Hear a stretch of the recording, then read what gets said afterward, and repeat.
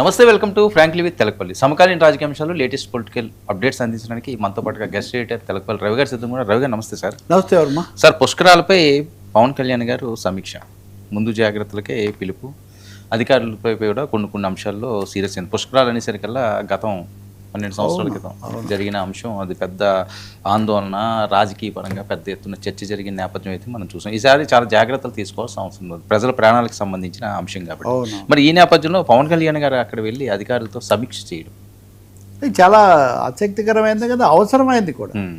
ఎందుకంటే పుష్కరాలు వచ్చే 2027లో వస్తాయి, ఖచ్చితంగా 12 ఏళ్ళ కింద జరిగినవి ప్రజలందరికీ అవి గుర్తున్నాయి. అయితే పవన్ కళ్యాణ్ ఈ సమయంలో రాజకీయంగా జరుగుతున్న చాలా చర్చలు, వేడి పరిణామాలు, లేకపోతే విమర్శలు, కొన్ని అంతర్గత చర్యలు, వీటన్నిటి మధ్యలో ఆయన దాదాపు బహిరంగంగానే ఇది ప్రత్యక్ష ప్రసారంలోనే ఈ సమీక్ష జరిపారు. దీనివల్ల ఆయన 2-3 విషయాలు, ఒకటి అధికారుల పరంగా తను తీసుకున్న జాగ్రత్త, రెండవది పర్యావరణ అన్నదాని మీద నేను చాలా శ్రద్ధ పెడుతున్నాను అనే ఒక మెసేజ్ కన్వే చేయటం, మూడోది సమయంలో స్వయంగా బోట్లో వెళ్ళి లోపలికి వెళ్ళి అవన్నీ ప్రత్యక్షంగా చూడటం, వీటి ద్వారా I'm very much in action అనే ఒక మెసేజ్ పవన్ కళ్యాణ్ ఇస్తున్నట్టుగా మనకు స్పష్టమవుతుంది. రెండోది నాకు బాగా గుర్తుంది ఏంటంటే, నేను నిజానికి పవన్ కళ్యాణ్ మీద మొదటి వీడియో చేసింది గోదావరి కవాత్ అనే జరిగినప్పుడే. గోదావరి కవాత్ అని చాలా భారీ ఎత్తున చేసేటప్పుడు ఆయన అక్కడ నిజానికి రాష్ట్ర రాజకీయాల్లో ఒకసారి ఆయన ఇంపాక్ట్ గత ఊపు వచ్చింది. 19 ఓడిపోయినప్పటికీ కూడా యూత్ చాలా మంది ఈయన వెనకున్నారు, ఒక కథలకి తీసుకొస్తారు అనేది గోదావరి కవాత్ అన్నది నాకు బాగా గుర్తుంది. అందుకనే తర్వాత జగన్మోహన్ రెడ్డి కూడా గోదావరి దగ్గరే ఆయన కూడా ఒక పెద్ద ఇది చేసి, అది ఆ తర్వాత గోదావరి అనేది ఆ బ్రిడ్జి మీద జనం ఎలా వెళ్ళారు ఏంటి అనేది ఒక ల్యాండ్ మార్క్ లాగా ఒక తయారైపోయింది, ఎవరు చేసినా కానీ అక్కడ చేయాలన్నట్టుగా. ఇక్కడేమో ఇందాక మీరు అన్నట్టు పుష్కరాల ఘటనలు, వీటన్నిటి రీత్యా ఏదైనా గోదావరి అన్నది ఉప్పొంగిపోయింది, గోదావరి తాను గుప్పున్న ఎగిచింది గోదావరి అన్నట్టుగా 2 తెలుగు రాష్ట్రాలకు కూడా చాలా కీలకమైనటువంటిది. ఇలాంటి సమయాల్లో ఆయన సమీక్ష చేయటం, తద్వారా అధికారులతో ఆయన గట్టిగా, ఒకటి ఆయన చేసిన అతి ముఖ్యమైన ప్రశ్న, ఫైర్ కూడా అయ్యారు. 8,200 కోట్ల రూపాయల పనులు చేయాలి, వందలాది పనులు చేయాలి, ఇంతవరకు డిపిఆర్ అన్నది మీరు తయారు చేయలేదు. డిపిఆర్ లేకుండా అసలు నిధులు ఎలా అడుగుతాం? రేపు ప్రధానమంత్రి మోదీ దగ్గరికి వెళ్ళి నిధులు అడగాలంటే ఆయన వివరాలన్నీ అడుగుతాడు కదా, లేకపోతే ఎలా అంటే ప్రధానమంత్రి దగ్గరికి వెళ్ళి అడగటం అనే మాట కూడా చాలా ఆసక్తికరమైంది. ఈయన వెళ్తారా లేకపోతే చంద్రబాబు నాయుడు వెళ్తారా, ఇద్దరు కలిసి వెళ్తారా, ఇది ఎలా ఉన్నా కానీ గోదావరి పుష్కరాల సందర్భంగా దానికి అవసరమైన ఆర్థిక సహాయం పొందడానికి, ఆహ్వానించడానికి ప్రధానమంత్రిని కలవడం జరుగుతుంది అనే ఒక సంకేతం కూడా పవన్ కళ్యాణ్ ఈ సందర్భంలో ఇస్తున్నారని మనం తెలుసుకోవాల్సి ఉంటుంది. ఇంకోటి ఆధ్యాత్మికత, వాటి గురించి చాలా చెప్పారు, కానీ ఆ విషయం అలా ఉంచి 10 కోట్ల మంది వస్తారని అంచనా. 10 కోట్ల మంది వస్తారంటే ఇప్పుడు దాదాపు మన మే అయిపోతుంటే, సగం సంవత్సరం అయిపోతే ఎంత సిద్ధంగా ఉండాలి.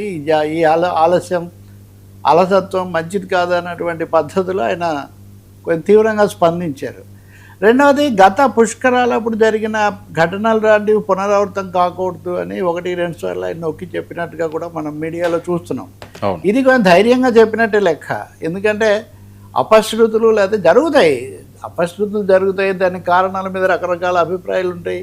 కానీ ఏమున్నా కానీ వాటిని గురించి మళ్ళీ చెప్పడం అంటే, అధికారంలో ఉన్న వాళ్ళే వాటిని గురించి చెప్పి మళ్ళీ అవి అలాంటివి జరగకుండా తగు కట్టుదిట్టాలు చేయాలని చెప్పడం అన్నది ఖచ్చితంగా కొంత ధైర్యంగా చెప్పినటువంటి మాట అని మనం భావించక తప్పదు. ఆ విషయం చెప్పారు. మూడోది కాలుష్యం, పర్యావరణ మంత్రిగా కాలుష్య నియంత్రణ, గోదావరిలోకి భయంకరంగా కాలుష్యం వదిలిపెట్టేస్తున్నారు. ప్లాంట్స్ నుంచి చేయాల్సిన ట్రీట్మెంట్ చేయకుండా, శుద్ధి చేయకుండా పెట్టడం వల్ల గోదావరి అనేది చాలా పవిత్రంగా భావిస్తారు జనాలు. రెండవది, ప్రజలతో ముడిపడినటువంటి చోట కాబట్టి ఇది మంచిది కాదు. అది పేపర్ మిల్స్ నుంచి కానీ ఇంకో దాని నుంచి కానీ అంతకుముందు కూడా ఈ ఆక్వాకి సంబంధించిన చాలా కోణాల్లో కాకినాడలో కానీ అవన్నీ చేసిన నేపథ్యం ఉంది. కాబట్టి ఈ కాలుష్యము, నదీ జలాలు ఇలా అయిపోవటం మటుకు చాలా తీవ్రమైన అంశం, దీని మీద కావాలి. ఆ క్రమంలో ఆయన అన్ని శాఖలతో మీరు సమన్వయం చేసుకోవాల్సి ఉంటుంది అని ఒక ప్రశ్న వేశాడు. అంటే ఈ పుష్కరాల పనులు ఇంచుమించు ఎన్ని శాఖలతో ఉంటాయని, దానికి సూటిగా సమాధానం రాలే. సో దాంతో కనీసం అనేక అంశాల్లో స్పష్టత కూడా లోపిస్తున్నట్టుగా ఉంది. కాబట్టి స్పష్టంగా ఇవన్నీ చర్చించి ఇటు జాగ్రత్త, 2 పర్యావరణం, 3 నిధులు తెచ్చుకోవటం అన్న అంశాలకు సిద్ధం కండి అని. ఇదేదో కేవలం సమీక్ష ఇక్కడ చెప్పడమే కాకుండా, ఎందుకంటే కొంతమంది ఇవి కూడా పెట్టారు, పవన్ ప్రశ్నలు, అధికారుల జవాబులు, ఇదంతా ఒక పెద్ద చాలాసేపు జరిగిందని. నదిలోకి స్వయంగా వెళ్ళి చూసి అక్కడికక్కడ ప్రశ్నలు వేసి ఇదంతా చేయటం అన్నది ఆసక్తికరంగానూ జరిగింది. రెండోది కొంచెం అలర్ట్లో పెట్టడానికి పుష్కరాలకు సంబంధించినటువంటి అంశంగా మనం చూడాల్సి ఉంటుంది. ఇటీవల కాలంలో ఆరోగ్య సమస్యలు లేకపోతే ఇట్లాంటి వాటి ద్వారా మళ్ళీ ఫుల్లీ ఇన్ యాక్షన్ అనే ఒక మెసేజ్ ఇవ్వడానికి కూడా ఈ సందర్భాన్ని ఉపయోగించుకున్నట్టు కనిపిస్తుంది.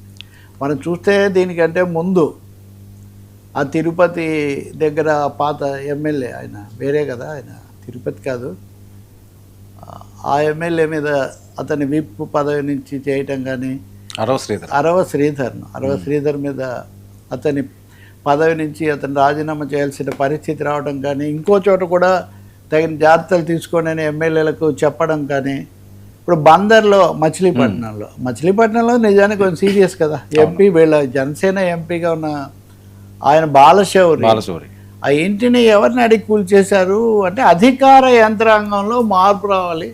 ఈ పర్యావరణకు సంబంధించి కానీ, అలాగే ప్రజల పట్ల స్పందన, సమస్యలు వచ్చినప్పుడు చేయటం అన్నది మటు అధికార యంత్రాంగం ఒత్తిళ్లకు గురి కాకూడదు అన్నది పవన్ కళ్యాణ్ లేదా జనసేనలో చాలామంది యొక్క ఒక దీనిలాగా కనిపిస్తుంది. బహుశా పుష్కరాల దీన్ని కూడా మనం ఆ క్రమంలోనే చూడాలి.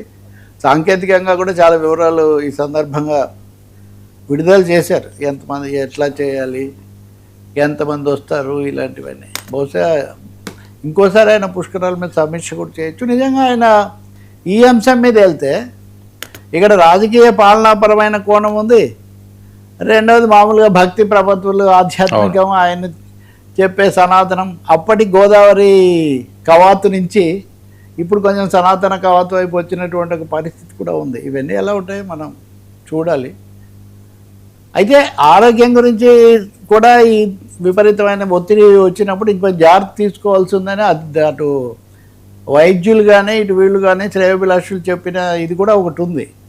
మరి రాజకీయ ఒత్తిడులు వీటన్నిటి మధ్యలో మళ్ళీ చాలా తొందరలోనే రంగంలోకి వచ్చేసి పాత పద్ధతికి వెళ్తున్నారా అనేది కూడా అభిమానులు అయితే కొంచెం ఆందోళనగా చూస్తున్న పరిస్థితి.